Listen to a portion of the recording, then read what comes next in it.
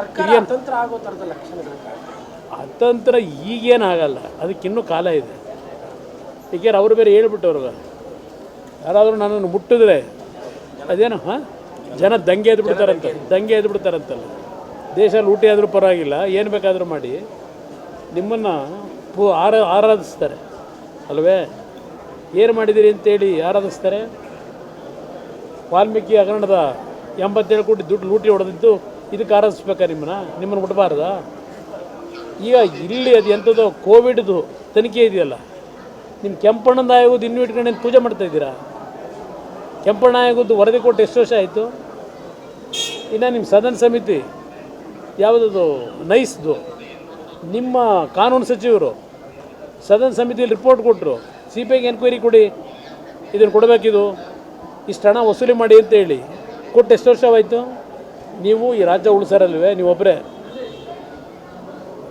ಉಳಿಸೋರಿಗೆ ಯಾರ ಕೈಲಿ ಉಳಿಸೋಕ್ಕಾಗಲ್ಲ. ಸರ್ಕಾರ ಅತಂತ್ರ ಆಗೋ ಥರದ ಲಕ್ಷಣಗಳು ಅತಂತ್ರ ಈಗೇನಾಗಲ್ಲ, ಅದಕ್ಕಿನ್ನೂ ಕಾಲ ಇದೆ.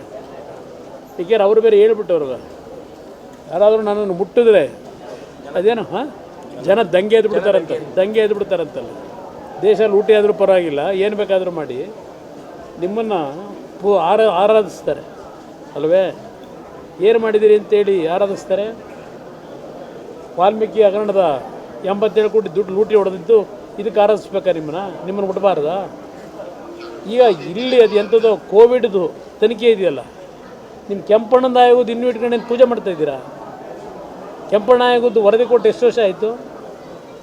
ಇನ್ನು ನಿಮ್ಮ ಸದನ ಸಮಿತಿ ಯಾವುದದು ನೈಸ್ದು, ನಿಮ್ಮ ಕಾನೂನು ಸಚಿವರು ಸದನ ಸಮಿತಿಯಲ್ಲಿ ರಿಪೋರ್ಟ್ ಕೊಟ್ಟರು, CBIಗೆ ಎನ್ಕ್ವೈರಿ ಕೊಡಿ, ಇದನ್ನು ಕೊಡಬೇಕಿದು, ಇಷ್ಟು ಹಣ ವಸೂಲಿ ಮಾಡಿ ಅಂತ ಹೇಳಿ ಕೊಟ್ಟು ಎಷ್ಟು ವರ್ಷವಾಯಿತು?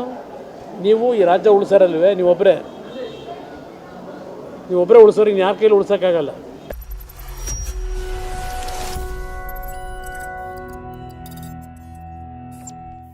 ನೀವು ಗಿರವಿ ಇಟ್ಟು ಬಿಡಿಸ್ಕೊಳಕ್ಕಾಗ್ದಿರೋ ಆಭರಣನ STJ ಗೋಲ್ಡ್ ಕಂಪನಿಯವರು ಬಿಡಿಸಿ ಮಾರುಕಟ್ಟೆಗಿಂತ ಅಧಿಕ ಬೆಲೆಗೆ ತಗೋತಿದ್ದಾರೆ. ಅಷ್ಟೇ ಅಲ್ಲ, ಒಂದು ಕೂಪನ್ ಕಾರ್ಡ್ ಕೂಡ ಕೊಡ್ತಾ ಇದ್ದಾರೆ.